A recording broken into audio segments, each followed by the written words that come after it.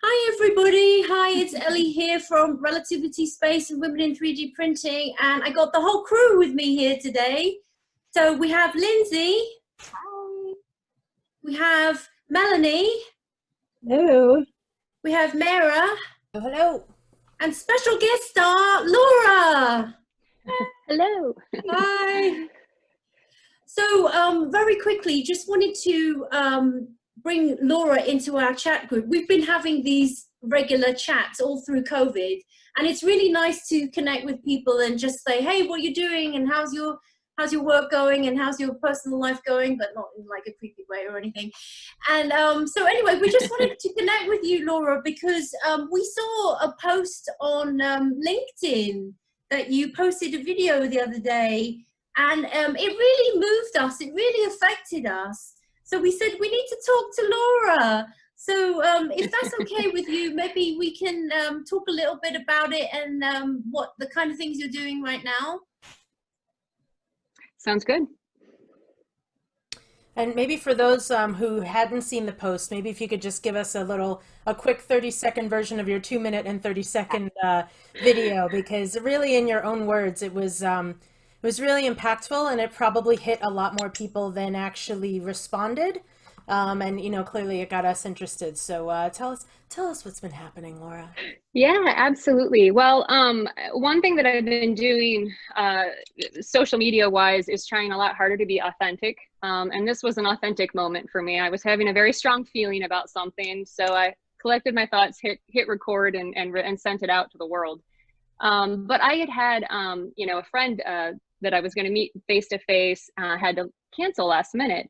And I realized how hurt I was by it. And I was going, why am I so hurt by this? And I started to get me reflecting on just the current climate, how I can, and then I was also talking about how it's not just good enough to, you know, say, hey, let's try to connect, but let's be intentional about it. And I was talking about some of the ways that I've been to intentionally broaden my horizons as far as my friends and my contacts, such that I'm not just, you know, connecting with people that have the same opinions as me, but perhaps people that have a completely different background from me, so that I can actually learn something as I'm intentionally connecting.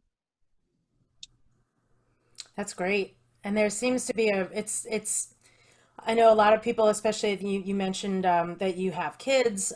So, you know, clearly you are, you know, staying, it's not like you have all the time in the world just because it's a pandemic, but using that time intentionally and using that time with the tools that you have for connection. So maybe you can't go out and, you know, meet somebody at meet a bunch of people at a restaurant, or go to a party, or, you know, go to a trade show, or go to a business dinner. But using those tools creatively, and then being intentional on who you spend your time with and what your goals are for yourself and your family and your business in how you spend your time.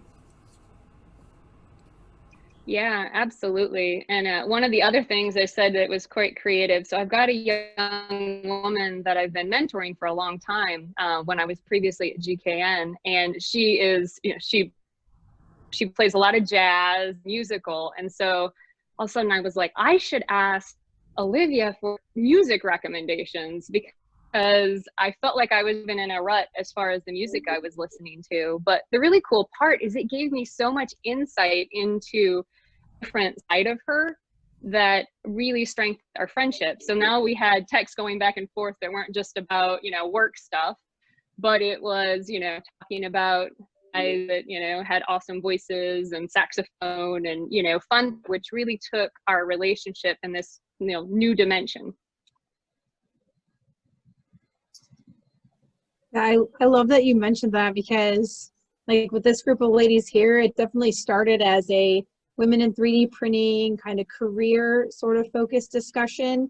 And it very quickly took a turn to personal lives we had going on and joking around, but we really got to know each other that way and build that relationship. And I kind of view this group and this text message, they're sort of one of my lifelines. You know, when I'm having a day or I feel discombobulated or out of sorts, I can just send a text that's like, having a crazy day or whatever it might be. And I know I have like 3 amazing women that are going to support me and tell me tell me what I need to hear, which is sometimes silly, sometimes constructive. And so it's really great to have that right now. So thank you to all the ladies on this call for connecting in that way and making this a little bit easier.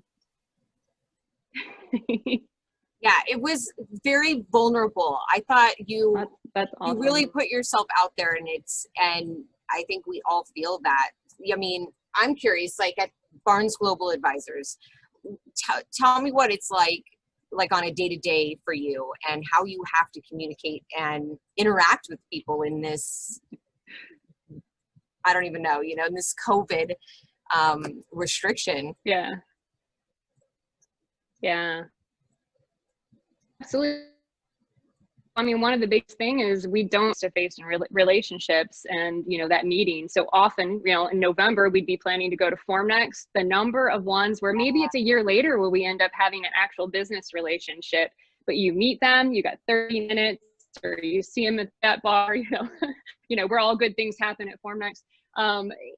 You miss out on those things. So you have to go, okay, how do I still make those connections, both from just a personal relationship and business relationship side? So one thing that we absolutely have been doing is cameras on.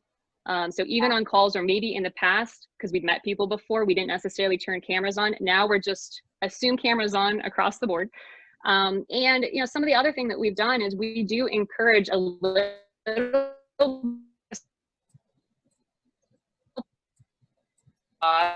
you go to a meeting, having to get with a business customer, that you still try to connect a little bit more in the personal way, similar to going to dinner and the types of conversations you would have. But we give a little more latitude to not just be, okay, get to business right away. Yeah, I think everybody's, I hope, at least in our network, I've noticed everyone is, we're pausing and we're taking stock, like you said. What is important. It is important to me to see how my clients or my colleagues are doing. It's just a crazy time. So I love that you talk about having cameras on. I'm a person that I actively hated video calls. I wouldn't even get on FaceTime with my parents before. It was just a hard no for me. And the day we all went on lockdown, that Matterhackers, we all just set up our home offices and stuff. I literally woke up on that Monday morning and I said, okay, this is going to be the way it's going to be. We're going to need to do video calls. So I'm just going to get really good at this. I'm just starting today. I'm just going to be a boss at video calls. And so I actually feel like I connect. It's not the same. But it's what we have. And I think that there's a mental thing of just accepting that this is what's so, because when you resist it, doesn't make a difference because we still can't meet in person anyway. So just sort of embracing the technology that we have. And then one thing that we have all been doing in our texts and in our little meetings has been to really focus on the silver linings and celebrate the little wins. So even though we've seen so many events go virtual, there's a lot of silver lining there. We can't all meet at the bar, but there are people that can go to that virtual event from all over the world that would not have been able to go before. Normally, if I have an event and I have to get on a plane, I'm there for a week. I get one event a week if I'm lucky. I've been on 6 events in a week and meeting people that I absolutely would not have crossed paths with if it weren't for this virtual environment. So there's something to be said about that too. So yeah, cameras on, man. Good for you. That's awesome. And Laura, I don't know if you already mentioned it, but in your video or on other LinkedIn posts, but I love what the Barnes Group has been doing with their happy hours.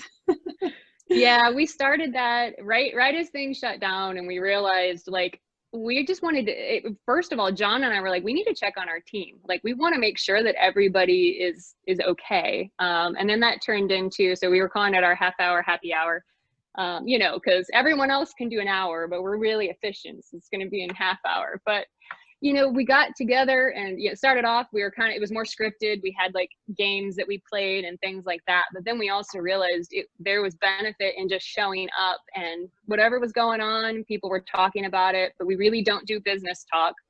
And then we started bringing guests on, which of course became even more fun because we learned about your entire cool personal life.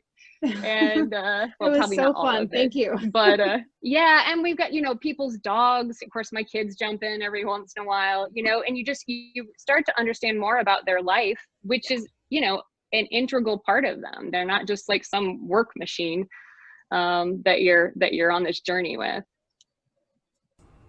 Yeah, that's what it's all about.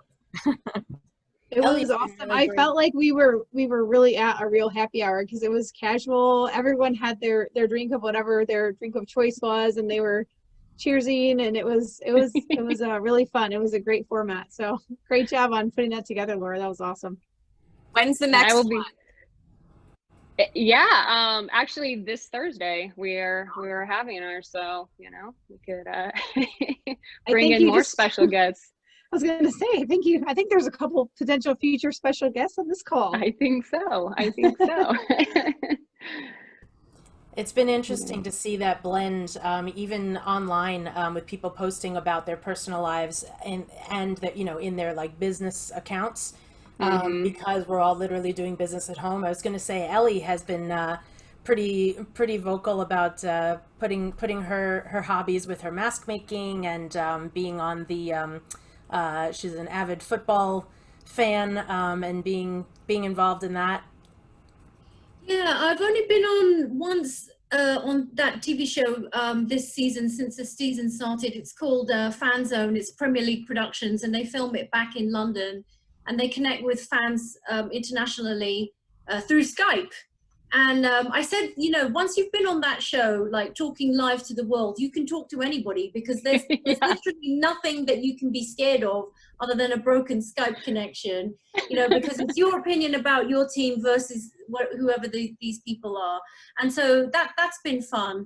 But yeah, some of the other things that I've enjoyed doing is obviously, yeah, talking to you guys, but also the major Women in 3D Printing happy hours that they've had once a month, and then we've been able to do lots of things through Link 3Ds. They've been using the remote platform. That's really cool. Like the way that you can jump onto different people's tables, like as if you were at a wedding, and then you just go from table to table, you know, jumping. Table crashers. It literally is like wedding crashing. I so that's been really fun. Yeah, but just yeah, the little things like to I guess humanize each other. Like the other day when my air conditioning unit was kind of leaking, and then I realized it was because of the drip pan underneath the AC unit. So if I only just force it up, that would save me $150 of not calling a repair person out to come and fix it. And all it needed was a lump of titanium underneath the drip pan and shove it right out. So I know I got a lot of comments on that, and Kevin Slattery was commenting was that was a fantastic thing you did there. So but that's pretty cool, and that kind of shows other sort of aspects of ourselves, like maybe problem solving in our own houses or our own homes. So fix things yourself, because in COVID you can always get someone to come around, but it's going to cost you like an extra $50 for a COVID charge or something like that. So anything you can do yourself, that also gives you like some confidence in yourself as well. Like I didn't know I could fix an AC thing. Well, actually all it is shoving a piece of metal up a pan and then clearing a blockage with vinegar. That's not hard. But you know, it's just putting the steps together to think about those things that were probably didn't occur to you. And usually back in non-COVID times, you would just say, oh, just call someone to fix it. But now you have to rely on yourself a little bit. So that's been pretty good and pretty eye-opening, and money saving, cost reduction methods, I think, you know. Absolutely. Yeah. Well, do you have a good network, a professional network? Have you reached out? I mean, you're reaching out to colleagues, clients, but how has that been, like you all taking care of each other out from work? And yeah, absolutely. Well, I mean, the other thing that we're doing a whole lot of is trying to make connections. You know, you've got displaced workers and people that, you know, especially in the aerospace industry, and we've got a ton of connections and friends, and it's just, it's great for things to be going well for yourself personally, but you always have that storm cloud of, you know, that everyone is not in a secure situation, you know, professionally. And so we've done a lot of, whenever someone, has a role and you're trying to kind of, hey, have you talked to this person, just trying to find people, places to land, and kind of getting by. So some of it's just, if possibly an introduction that I could make that next step for someone's career and get them out of a hard spot. Obviously you want to do that, right? You want to lean in and try to help them out. So we've been doing quite a bit of that, just trying to help, because we've got lots of friends all over the place, and how can we make that work better for everyone? I was going to say that's something I'm sort of really proud of, being part of the additive manufacturing community. I feel like there's been a couple opportunities recently to come together, and I feel like we have. And that's, people have come to me with resumes, people looking for jobs. And then I had one person in particular that was looking for a job. And then once he got hired, then he reached out and said, hey, guess what? Now my company is hiring. So it was really great that there's been push and pull, like both really good. Like I have people sending me resumes and also people saying, hey, I know it's, there's not a lot of people hiring, but if you do have any candidates that you get, now pass them on to me. So it's been really good. I do feel like people are looking out for each other and looking out for the additive industry as a whole. And so that's been really, really just kind of one of these silver linings, I guess. Yeah, definitely. It's a pretty tight-knit community. Yeah, and you mentioned mentors and mentees, and I think that's another thing that I've been seeing a lot more with the virtual environment, is that a lot of these professional events are now free, and so young men and women that are looking for mentors or looking to understand the industry, looking to find their place in the industry, are able to really have that access. And I know I've gotten, hit up on LinkedIn more than ever with especially young women who kind of, have seen, have seen my face around or whatever, and they come to just chat, and I remember, look, 5.5 years ago or 6 years ago when I started in 3D printing, I didn't know anything. I mean, granted, it was 2014, so like the Google, machine for 3D printing was not as strong.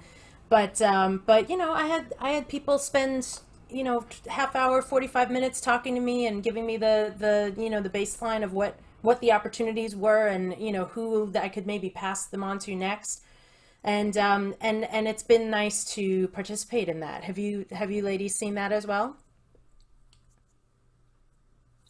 Yeah, I was going to just add to that, speaking of free events that are good for networking, if you're looking for a job or if you're hiring, tomorrow is the America Makes MMX, and it is free. Typically you'd have to pay and you'd have to travel, and it is free. So check out the America Makes website and you can register for MMX there. It's 2 days of presentations and networking, and great place to meet people and network. Yeah, that's Can a you really send fun me event. the link for that, Melanie, and then I'll copy and paste it into the description. Yes, Yeah. that's perfect. Yep. And we will be on there, and we have a table as well. So pop in and say hello to us. Come crash our table.